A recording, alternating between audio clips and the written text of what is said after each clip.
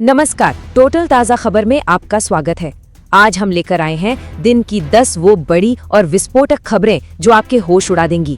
सीधी बात, बिना किसी लाग लपेट के।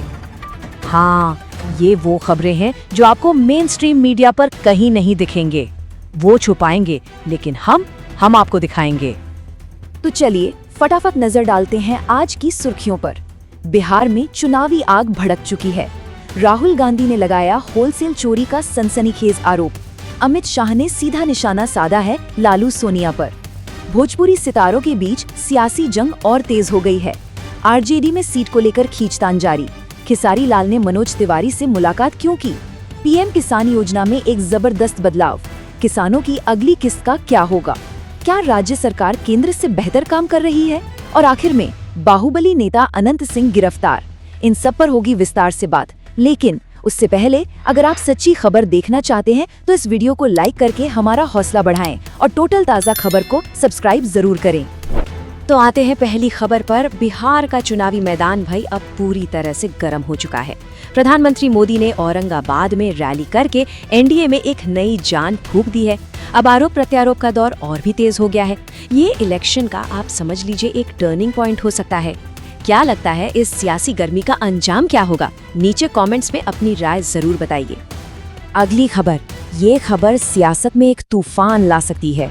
लोकसभा में विपक्ष के नेता राहुल गांधी ने कोई छोटा मोटा आरोप नहीं लगाया है, सीधा चुनाव प्रोसेस की नींव हिला दी है। 25 लाख फर्जी वोट। सोचिए, अगर इस दावे में जरा भी सच्चाई निकली तो इसके परिणाम बहुत गंभीर होंगे। इतने बड़े आरोप पर आपकी क्या राय है? अब सीधे चलते हैं कटिहार।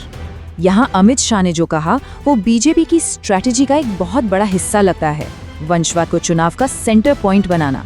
उन्होंने सीधा सीधा लालू और सोनिया गांधी की राजनीति को चैलेंज किया है। सवाल यह है कि क्या वंशवाद का मुद्दा इस चुनाव में कोई असर डाल पाएगा? कमेंट्स में बताइए आप क्या सोचते हैं।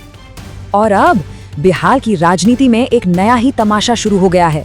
मैं इसे कहूँगा भोजपुरी सितारों का दंगल।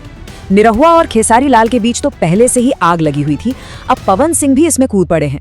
ये दिखाता है कि कैसे ग्लैमर और पॉलिटिक्स का कॉकटेल बनाया जा रहा है। इस नए ट्रेंड के बारे में आपकी क्या सोच है? पांचवी खबर महागठबंधन के अंदर से आ रही है, जहां सब ठीक नहीं चल रहा। मुकेश सहनी ने 20 सीटों का जो अल्टीमेटम दिया है ना, वो चुनाव से ऐन पहले इस गठबंधन के लिए एक एसिड टेस्ट है। भले ही आरजेडी कह रही हो कि ऑल इज वेल, लेकिन ये अल्टीमेटम एक बड़े तूफान का संकेत दे रहा है। देखना होगा कि ये गठबंधन इस तूफान को झेल पाता है या नहीं। और सुनिए, ये तो अभी सिर्फ आधी कहानी है। अभी 5 और ऐसी खबरें बाकी हैं जो बिहार से लेकर दिल्ली तक की सियासत को हिलाकर रख देंगी। कहीं मत जाइएगा, बने रहिए हमारे साथ। चलिए आते हैं खबर नंबर 6 पर। राजनीति में आप जानते हैं तस्वीरें बोलती हैं और कभी कभी बहुत कुछ बोल जाती हैं। एक तरफ खेसारी लाल यादव, दूसरी तरफ मनोज तिवारी, दोनों अलग अलग कैंप के। इनकी ये मुलाकात, क्या ये सिर्फ एक इत्तेफाक था या भविष्य के किसी नए पॉलिटिकल इक्वेशन का इशारा है? इन वायरल फोटोज के पीछे की असली कहानी क्या हो सकती है? कमेंट्स में जरूर लिखिए। 7वीं खबर का असर सीधा देश के करोड़ों किसानों पर पड़ने वाला है। सरकार ने पीएम किसान योजना के नियम बदल दिए हैं। अब 1 फरवरी 2019 के बाद जिन्होंने जमीन खरीदी है उन्हें इसका लाभ नहीं मिलेगा। हो सकता है सरकार इससे पुराने किसानों को टारगेट करना चाहती हो, लेकिन इसका सीधा नुकसान उन नए किसानों को होगा जिन्होंने हाल ही में खेती शुरू की है। क्या ये आखिरकार सही फैसला है? और किसानों के लिए एक और बहुत जरूरी अपडेट, ध्यान से सुनिए। 21वीं किस्त अगर चाहिए तो EKYC और जमीन का वेरिफिकेशन यानी लैंड वेरिफिकेशन करवाना अब कंपल्सरी है। ये एक तरह से सरकार की तरफ से फ्रॉड रोकने की कोशिश है, जो कि अच्छी बात है, लेकिन इसका मतलब ये भी है कि अगर लाखों किसान समय पर ये प्रोसेस पूरा नहीं कर पाए तो वो इस लाभ से वंचित रह सकते हैं। इस जानकारी को ज्यादा से ज्यादा लोगों तक पहुंचाएं। अब आती है 9वीं खबर, जो एक बहुत ही दिलचस्प तुलना सामने रखती है। एक तरफ केंद्र सरकार सालाना 6,000 रुपए दे रही है, वहीं दूसरी तरफ आंध्र प्रदेश जैसी राज्य सरकारें 14,000 रुपए तक की मदद दे रही हैं। ये साफ दिखाता है कि कैसे स्टेट गवर्नमेंट्स किसानों की मदद के लिए सेंटर से भी आगे निकल रही हैं। आपके हिसाब से कौन सा मॉडल किसानों के लिए बेहतर है, सेंटर का या स्टेट का? और अब आज की आखिरी और सबसे बड़ी खबर, मोकामा के बाहुबली नेता अनंत सिंह को हत्या के मामले में गिरफ्तार कर लिया गया है। इस खबर से पूरे इलाके की सियासत में भूचाल आ गया है। अनंत सिंह का वर्चस्व सब जानते हैं और उनकी गिरफ्तारी से न सिर्फ मोकामा में पावर बैलेंस बदलेगा बल्कि ये पूरे चुनाव में लॉ एंड ऑर्डर को एक बड़ा मुद्दा बना सकती है। तो ये थी आज की 10 बड़ी खबरें।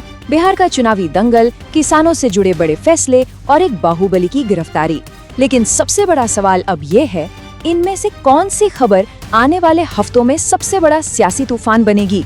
अपनी राय, अपने विचार कमेंट्स में जरूर लिखिए। और अगर आपको हमारा काम पसंद आया तो इस वीडियो को लाइक करें और ऐसी ही सच्ची और बेबाक खबरों के लिए टोटल ताज़ा खबर को अभी के अभी सब्सक्राइब कर लें।